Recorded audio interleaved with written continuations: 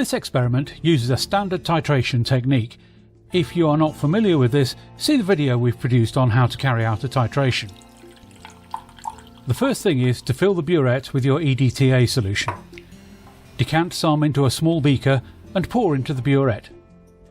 It will be easiest to go slightly over the mark and then let some out using the tap to get to the 0 line.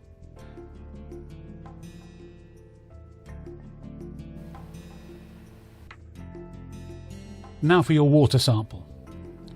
Measure out 25 cubic centimetres and transfer to a small beaker. Then add 5 cubic centimetres of your pH 10 buffer. Transfer to a flask and add your indicator.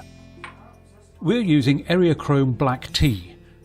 This is in a powder form, 1 gram mixed with 99 grams of sodium chloride. Add only a tiny spatula tip as it is easy to make it too dark. Now we're ready for the titration. Turn the tap and let the EDTA solution begin to flow into the water in the flask. At first you will see little happening. As you get nearer the end point, you will see signs of the solution becoming noticeably purple rather than pink.